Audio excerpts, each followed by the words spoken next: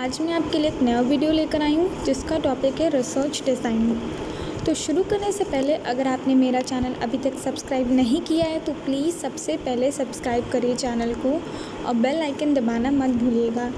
जैसे ही मैं new video upload करूँगी आपको उसका नोटिफिकेशन मिल जाएगा। और प्लीज़ मेरा वीडियो एंड तक देखिएगा। अगर आपको अच्छा लगे तो प्लीज़ प्लीज़ प्लीज़ इसे लाइक एंड कमेंट ज़रूर करें। तो चलिए अब हम शुरू करते हैं प्रेजेंटेशन के साथ। What is research design? Design at a basic level means planning. Generally, some decisions are to be taken before the actual action. The research design is the conceptual structure within which collection, measurement, and analysis of data. As such, the design includes an outline of what the researcher will do from writing the hypothesis and its operational implications to the final analysis of data.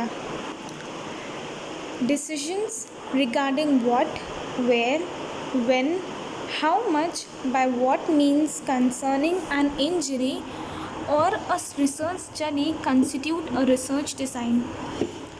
It is a process of deliberate anticipation directed towards bringing an expected situation under control. Thus, research design is the plan and structure of investigation so conceived as to obtain answer to research questions. The plan is the overall scheme or program of the research.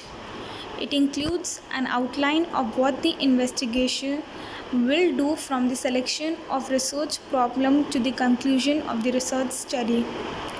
More precisely, the research decisions happen to be in respect of what is the study about, why is the study being made, where will the study be carried out, what type of data is required, where can the data be found, what periods of time will the study include, what will be the sample size, what techniques of data collections will be used, what statistical techniques will be used for data analysis, in what style will the report be prepared, and how the research purpose can be achieved with minimum expenditure of money, time, and energy. Contents of research design. The most common aspects involved in research design include at least following: statement of research objectives, that is, why the research project is to be conducted, type of data required for research, constitution of sample size and its procedure out of total population. Fourth, time, cost and responsibility specification. Fifth, methods and procedures used for collection of data. Sixth, data analysis, tools and technique used to analyze data. Seventh, probable output or research outcomes and expected actions to be taken based on those outcomes. Research design can be split into 4 phases. In order to understand the research design concept, we can go through the following 4 phases. First phase, the sampling design. Second phase, the observational design. Third phase, the statistical design. And the fourth phase, the operational design. Let us discuss each one of them briefly. The sampling design. It deals with the method of selecting items to be observed for the given study. The observational design. It relates to the conditions under which the observations are to be made. The statistical design. It deals with the question of how many subjects are to be observed and how the observations are to be analyzed. And the operational design. It deals with the specific techniques by which The procedures specified in the sampling, statistical, and observational designs can be carried out. Advantage and need of research design. A research design is the set of methods and procedures used in collecting and analyzing measures of the variables specified in research problem. Research design is needed because it facilitates the smooth and effective scaling of the various research operations, thereby making research as efficient as possible, yielding maximal information with minimal expenditure of effort, time, and money. Following are the key advantages of formulating research design. Proper utilization of research time. Second, ensures research time and schedule. Third, helps researcher to prepare himself to carry out research in a proper and a systematic manner. Fourth, better documentation of the various activities while the research work is going on. Fifth, helps in proper planning of the resources and their procurement in right time. Sixth, provides satisfaction and confidence, accompanied with a sense of success from the beginning of the work of the research activity. Types of research design. As per the need of the study, research design may be categorized as follows. Research design in case of exploratory or formulative studies. Exploratory research studies are also termed as formulative research study. The main purpose of such studies is that of formulating a problem for more precise investigation or of developing the working hypothesis from an operational point of view. The major emphasis in such study is on the discovery of ideas and insights. As such, the research design appropriate for such studies must be flexible enough to provide opportunity for considering different aspects of a problem under study. Exploratory research designs are often used to establish an understanding of how best to proceed in studying an issue or what methodology would effectively apply to gathering information about the issue. This design is followed to discover ideas and insights to generate possible explanations. It helps in exploring the problem or situation. It is particularly emphasized to break a broad, vague problem statement into smaller pieces or sub-problem statements that help forming specific hypotheses. The exploratory research design is used to increase familiarity of the analyst with problem under investigation. This is particularly true when researcher is new in area or when problem is of different types.